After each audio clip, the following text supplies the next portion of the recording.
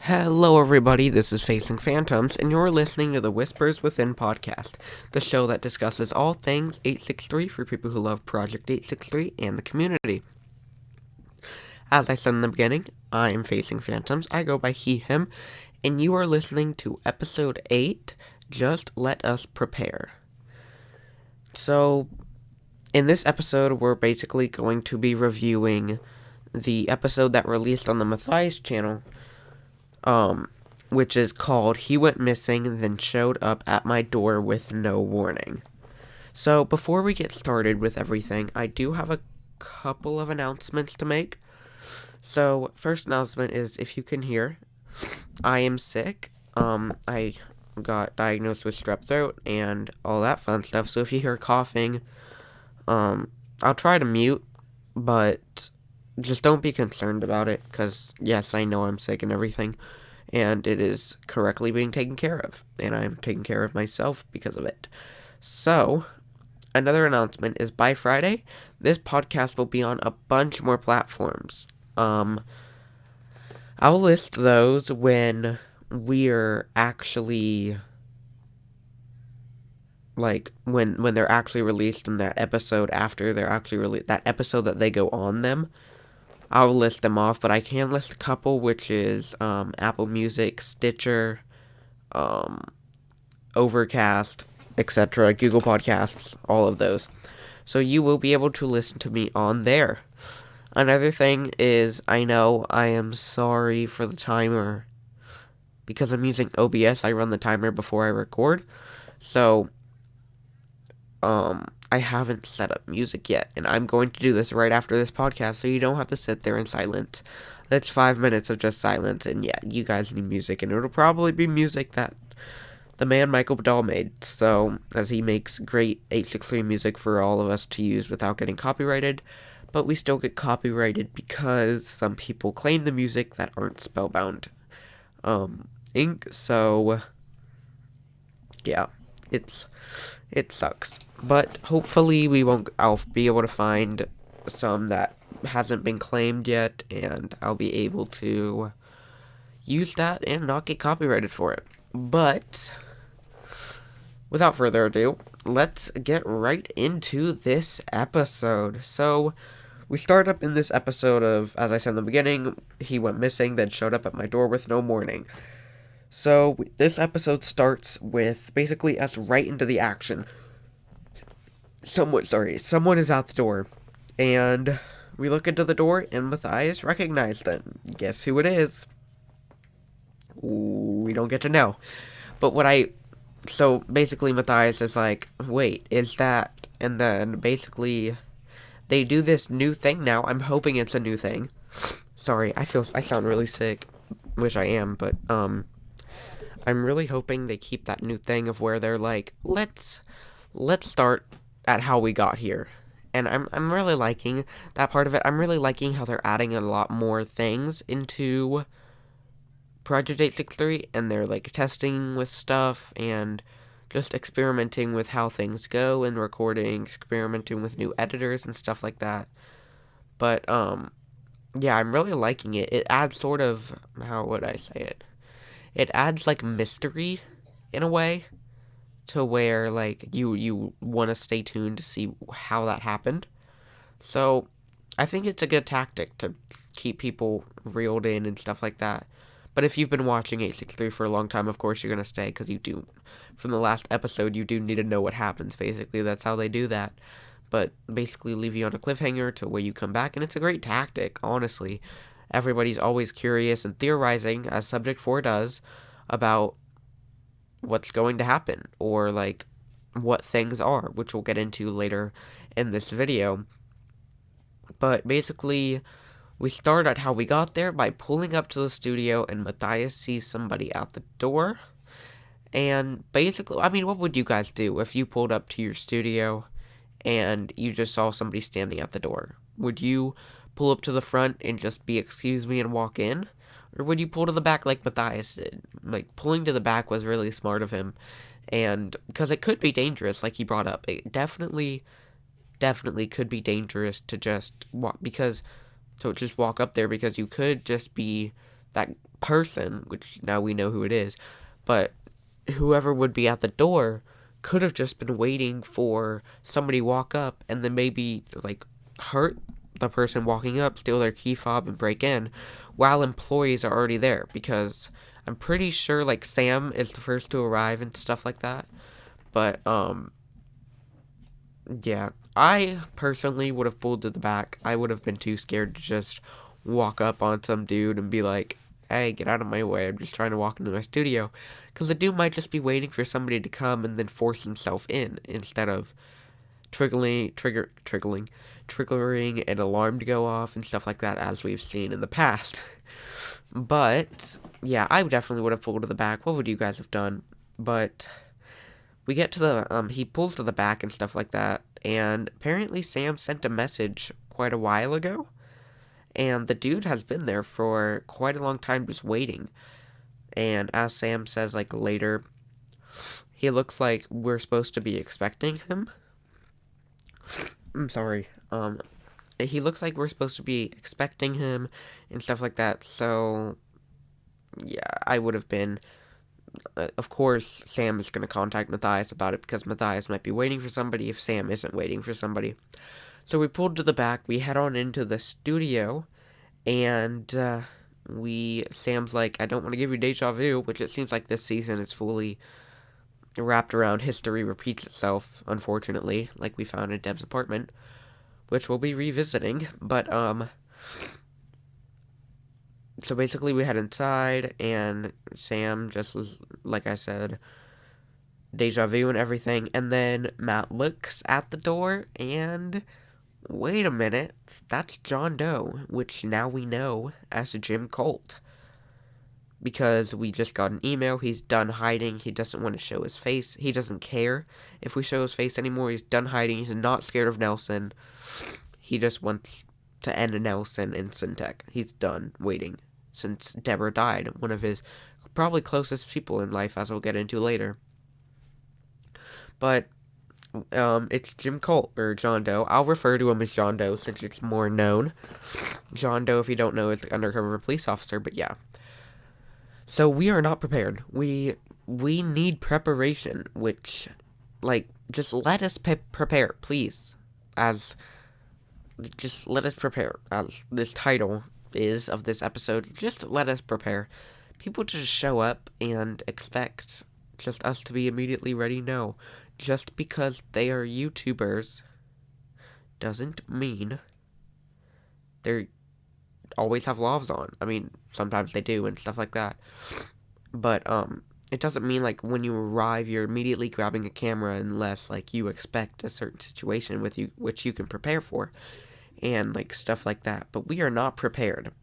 So Sam grabs camera, we grab lavs and all stuff like that.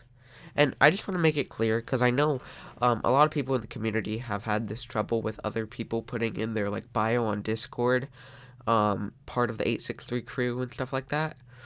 I do not work at Spellbound. I am not in Santa Clarita, California. I am not affiliated with Spellbound at all. This is a fan-made podcast, and when I say we, I mean all of us, subject 4, because we are on the camera too. So when I say we, I do mean like the team is doing the thing, but we are with them because we're watching the video and stuff like that. Just want to make that clear so nobody is like, wait, is this an official Spellbound podcast? I doubt you would be like that, but yeah, they've had their own podcast. Go watch that if you, I'm pretty sure, I don't know what's happening with it anymore since the closing of 863 Plus and stuff like that, but yeah, I just want to put that out there. I do not work for Spellbound. I'm not affiliated. I do not get paid by them. This is a fan-made podcast off of my own time. So, we are not prepared. We get prepared. Grab Lav's camera, like I said. And as he said in an email before, he doesn't care if we show his face. But just for safety, like Matt said, putting his face in front of millions of people, like billions, I'm sure over 1 billion people have YouTube. I'm not sure. I don't know YouTube's downloads, but, yeah, we'll probably get him killed if we fully show his face. So, let's not show his face, just for, like, safety reasons Matt describes. So we're heading out. We grab him in and we put a lav on him. Luckily, he's okay with that. John Doe seemed really cool during this little interview we gave him. He seems as if like this needed to happen. Like he was fully open for not all discussion because there was things that he couldn't tell us, but he's fully open to talking about talking about what we need to talk about, which is like what happened to Deb and stuff like that. But again, we'll get into all that later. But we put a lav on him, and when we get upstairs to the like conference room, Jim is really looking around. I'm sorry, but this was just really suspicious in my opinion. But like he was like looking everywhere. He was looking at the top of the ceiling, cameras, I feel like, and stuff like that. So I'm not fully past on trusting Jim yet. I don't know. I don't fully trust Jim yet. I mean, do you guys trust Jim? John Doe? I'm gonna like keep calling him Jim, then I'm gonna say I'm keep calling him John Doe, but I'm gonna call him Jim. Jim or John. I'm talking about John Doe or Jim Cole, which are the same people. But John Doe was like really looking around. I mean, I don't blame him at the same time because he's like walking in this whole YouTube studio. Sorry if you hear stuff in the background. There's people talking in the living room, but basically, um, oh, now I lost track of what I was talking about. I don't believe what I was saying is I don't blame him for looking around. I mean, if you look by the conference room, like the window and stuff, I mean, look how many YouTube plaques are there. Like you have to admire those, of course. But Jim is just like he's looking around at like corners and everything, ceilings and stuff like that. The vault he looked over at especially. So I don't know. What do you guys think? Do you guys trust Jim? I don't know. Jim or John, whichever you prefer him as. I sort of don't. I don't know. But we get in there and let's interview him. We're ready to interview him. We sit him down. Um, and it seems like he basically knows Deb was murdered. Yep. And Jim and Deb were really close, and he can help us with the murder. So Jim basically is like, I can help you. No, I want you to help me. If you need help in return, I'll give it to you. And we get into how Jim and Deb were really close. As Matt said, he was getting really emotional, so we tried to ease the pain. But this is like really sad. Honestly, this is really sad. They seem like they were, I don't want to say best friends, but he was her protector. He was there to protect her. But like Matt said, it's not his job to protect her. She was her own person, but I feel like Jim feels like he let her down and stuff like that. But it just sucks. So we get into asking him probably the question we all want to know. One of the questions we all want to know. Where did that evidence go? From the car that we were supposed to, where we were supposed to meet him. Oh my gosh. People in the living room are really loud right now. And I don't know. I don't know if the recording can hear them or not. Because I did turn down my gain quite a bit. But I don't know if you can hear them. I'll watch it through if you can. Just ignore it. I'm here. Just don't, you have to listen to them. But, well, now I lost track where I was again, bringing that same topic up. Where did the evidence go? The police car. He describes the police car, what was it? A ticking time bomb. That car was a ticking time bomb, he said. I don't know if that's a correct quote from him, but he refers to it as a ticking time bomb. Weird word usage, I would say. But, I mean, what does he mean by, like, that car was a ticking time bomb and stuff like that? It's just a little weird. I don't know. But, basically, he says if we looked for that evidence, we couldn't find it. Basically, he says to us, if we looked for where that evidence went, we would not be able to find it. Syntech is good at hiding things and stuff like that. And with how that car was being tracked, we wouldn't be able to find it all in all. But, and then we get to the second most wanted asked question, most likely, is what was that email that we found in Deb's hideout? Like, what was it? I'm winning, you're losing. There isn't many left, Deb. All will remain is D3B or something like that. There aren't many of us left, Deb. All that will remain is D3B. I'm not sure. But, yeah. Apparently, which I'm really glad to hear this, his email was compromised. It wasn't John Doe, guys. It wasn't Jim Colt. It was basically somebody from Syntech that got into his email, or like hacked and got into his email, and threatened Deb, and then he burned his email. So, it wasn't John Doe. I was really, really scared that it was going to be John Doe when we had basically nobody in this to trust. I don't even know if I trust John Doe. But, yeah, I'm not too sure, but I don't know if I trust him or not. I guess I do. His story lined up, but, yeah.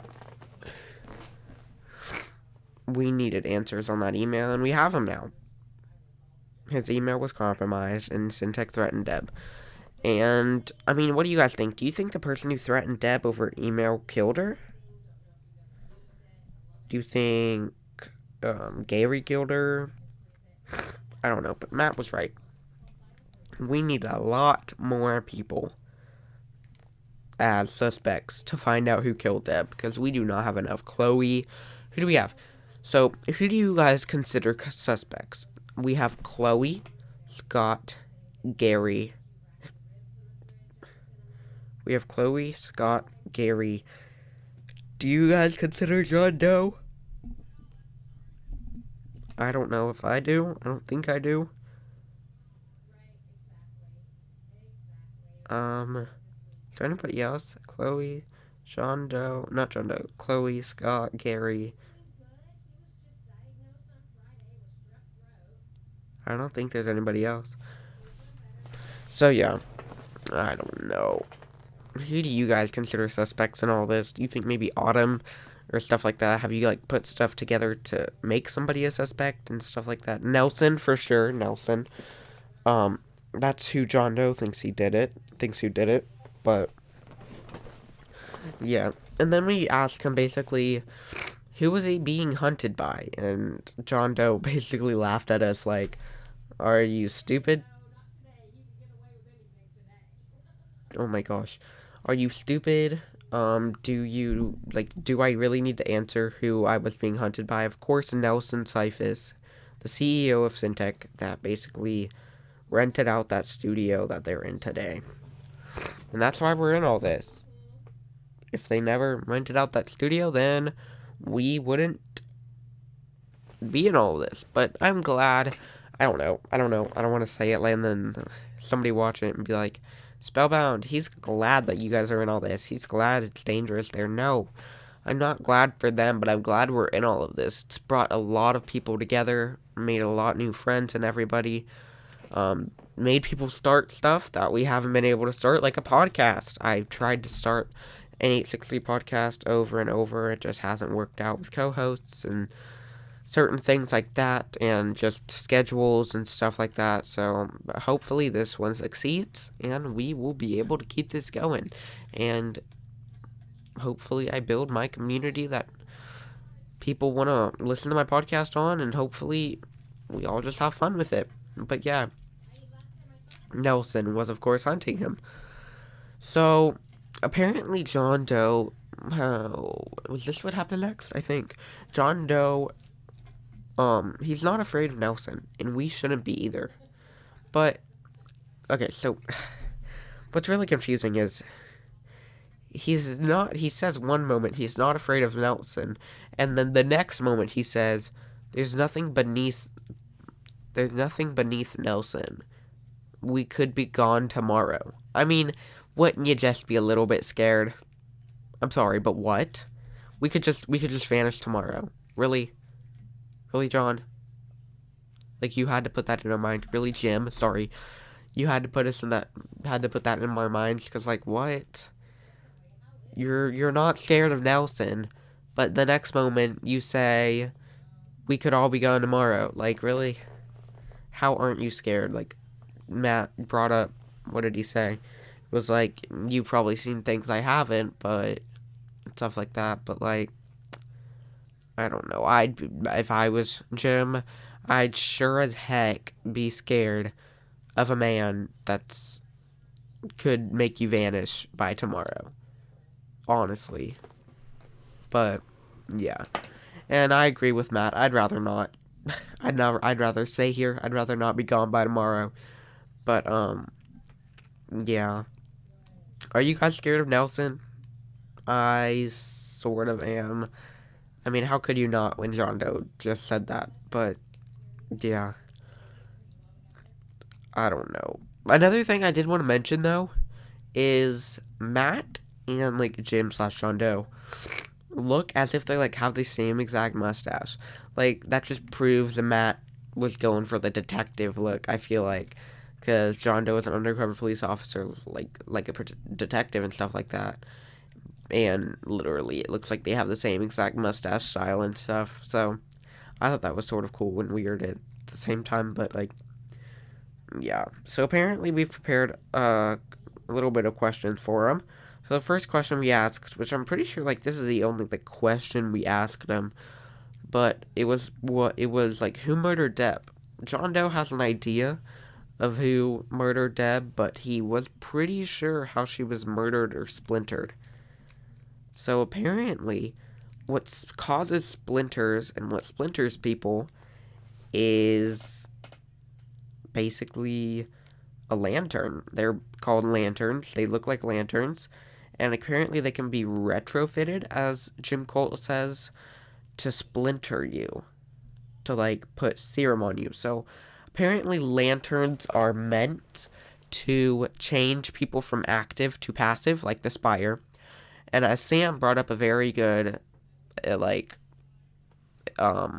example is that the Spire can be retrofitted or changed to put out the serum and make people mind controlled. But apparently, the lantern was first meant to like keep people away, like keep people from turning active, like not keep people, like turn people from active to passive mode, or turn people from turn people from active to passive mode, not the other way around. It doesn't seem like. So apparently, a lantern can be retrofitted to splinter you and basically be another weapon, as Woods puts in his words. So basically, I use basically a lot. I'm sorry. So apparently, we come to an agreement of let's work together. So this is the one thing I never wanted to hear in Project 863 again, but I knew it was gonna happen again eventually. Let's go to another location. Like, no. Please, no. Please, no. Please. Please. Please. Please. Please. Please. Please. Please. No. Do you guys remember what happened at the last location? Matt got infected with the serum by the serum bomb prototype that Wesley made for the antidote and Syntex stole. And he ended up in the hospital. And we didn't have enough antidotes. Well, guess what? We don't have antidotes now. Uh-huh. Uh-huh. I mean, we could just go to the Spire and activate it again and clear everybody, but I don't want to go through that again. I don't want Matt or anybody to be in the hospital or anything like that. It sounds like an overall bad idea in my opinion, but apparently we need that lantern, and that lantern is going to be at another Syntech location. So then, Jim Colt goes on to say, just let me into Deb's apartment, I'll do what I do best, and I will find us another Syntech location to go to. No, I think not. That's another bad idea, letting somebody just into Deb's apartment that we don't fully and completely trust yet. No. Like, I don't, I don't, no. It's just, I'm trying to listen to the conversation in the living room because it's stuff like, I don't know if it's serious or not to where, I don't think you guys can hear it at all though, but, it's not that serious. But, like, No, let's not let John Doe into apartments. So let's go do it ourselves. So basically, interview basically ends there, I guess. It cuts to us going into her apartment and looking around ourselves instead of letting Jim in. To basically, Matt puts it as verifying his story, I believe, and it did verify. But we get into an apartment, and like he mentioned in the last video, we haven't seen the kitchen.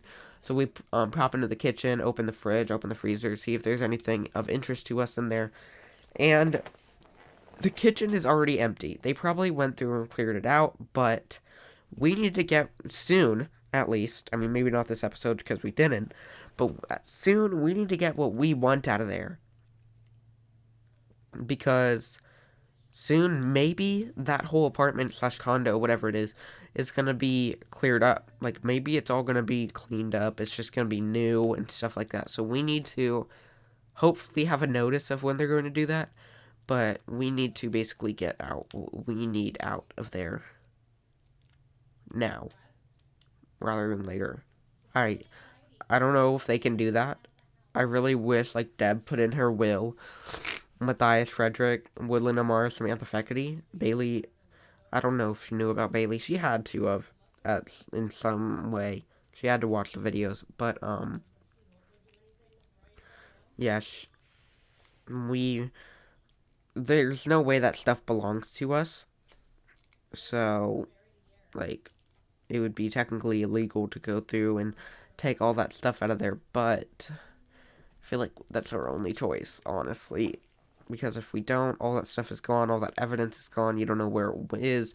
It goes to Syntech, guys. It goes to the police department, Syntech. That is not a good thing. Everything Deb was working on to protect us is going to Syntech. No. Can't happen. But, yeah. Another good point they brought out is, like, the last time John Doe talked about Nelson, he was saying he was dead. That body outline belonged to one Nelson Seifert, which we'll get into the one Nelson Seifert later, because we do have Reddit theories now, and I did get that screen finished and stuff. So, he said that Nelson was dead, so how could he think that it was Nelson? Or how could Nelson have been hunting him? I don't know. Nelson, I guess, did come out in Matthias's body, as Matthias's body, but I don't know. Who do you guys think killed her? But, yeah. Let's look at our evidence board. I'm pretty sure we do next. And basically, she has everything that was in the office under the stairs. I'm not sure, like, the disk drives and, like, stuff like that. But, like, all the papers and, like, Samantha Feckety and her mom moving to Los Angeles or whatever. And, like, Woodland Damar's getting declined from college. Or Matthias getting fired, or not fired, downsized from his job. And stuff like that. But, she has, like, everything. So, like, did she, like, print all that out before and then print double copies and then place them as, like, hints under the stairs to where they were connected and stuff like that? Because I have no idea. But we're looking at her evidence board and everything. We find lantern blueprints. So basically, now we know what a lantern will look like. Lantern will look like basically a lantern that has a little power core, as Jim Colt said in the middle, and stuff like that. And apparently there are different versions and stuff. And it seems to me as Deb was going to come out of hiding to find a lantern and save Matt, but it was too late. Nelson had already came out and stuff like that, and we went to the spire and saved him ourselves. But apparently that was her little plan and stuff. But I feel like that's too dangerous. I feel like it could cause Matt splintering if we didn't use that correctly. You know, so, like, yeah. Deb was trying to save Matt, but she couldn't find it. So, basically, a smart thing we do is we follow the connections from that blueprint. Everything that's basically connected to that like, blueprint and stuff like that. So, basically, we follow it to a new serious adverse event form. Basically, a summary of this, I wrote it down, was an outcome is death, of like the lantern and the test they were doing on the subject. The principal investigator was Nelson Cephas. The field center location number 7. An unforeseen event during the clinical trial happened. The lantern caused a splintering, and apparently Nelson sees this, as a promising revelation. Like what? 1 second. I had to cough, sorry. And then we get to later that the lantern will resume testing next week with 3 new test subjects from Project Pegasus. We keep hearing of Project Pegasus. I feel like we need more on that. I feel like we don't know enough about Project Pegasus. I feel like we know it was the serum and stuff, but I feel like we need more information on that. It keeps getting brought up. But yeah, we find an injection test, and apparently on that injection test form or whatever it was, we have an address for location number 7 and an almost confirmation that there is a lantern there, because as we saw in the serious adverse event form, at location number 7, they had a clinical trial of the lantern. So basically, we just don't think about it, and we're just like, let's go. And that is the end of the episode. It was quite crazy. And then we get into the next time when they're there at the location number 7. It looks like they're actually in a literal testing room with a chair. Like, I don't know if there's multiple of these testing rooms or if it was just one, but there's a literal testing room. It looks like a torture chair or something like that. I know it's like a hospital, like, surgery chair looking type thing. It looks like a dentist chair, I don't know. But it's a literal testing room with a chair. Like, it has a bunch of stuff in there. 1 second again, sorry. Okay. So yeah, that was that episode. It was quite the crazy episode, if I gotta say. But yeah, I mean, we met a new person within all this new stuff, or we actually met a person within all this new stuff, and then now we're going to another Syntech location, which I don't agree with at all. I do, but I don't. If it's completely abandoned and, like, there's not traps, then okay, let's go. But I don't think we can get a confirmation of that. So, yeah. What did you guys think of that video? What are your theories and stuff? I will go over theories that you guys comment and stuff like that. But what are your theories within all of this? Because, honestly, I have no idea. But for now, it is time to get into the Reddit. So let's get into...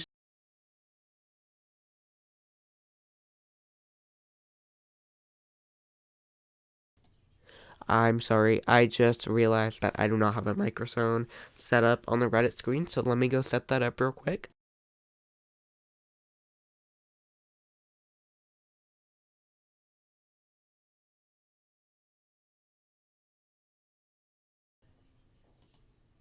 Hello. Okay, there we go. It looks like it's working now. So this is the Reddit screen. I hope you guys like it. We've got this little area down in the bottom right for the Reddit posts and stuff like that. So, the first Reddit post we have is by user T, and all of this, by the way, on the bottom of the screen, you can see, if you're on YouTube, it says Matthias's Reddit, r/Matthias submissions, so go join that. Predator Day 60 Plus shut down, and basically this is our place, and always was our place, until A60 Plus came, of theorizing and connecting with one another, except like Discord and stuff like that. So we'll get into the first one. This is posted on the Matthias submissions subreddit by user TY_THEHE.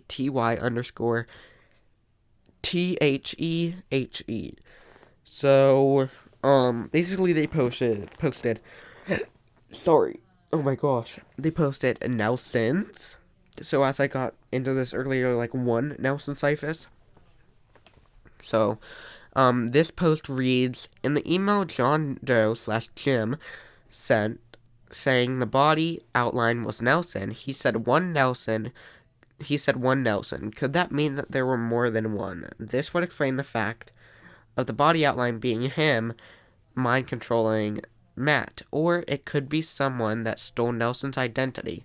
I know it sounds weird, but it's just something I thought of. I thought of this too, not like in the exact same way, but I feel like there are multiple Nelsons. Like, I feel like it's like you can pass down leadership in some way, like the serum or something like that, like the um, injection gun.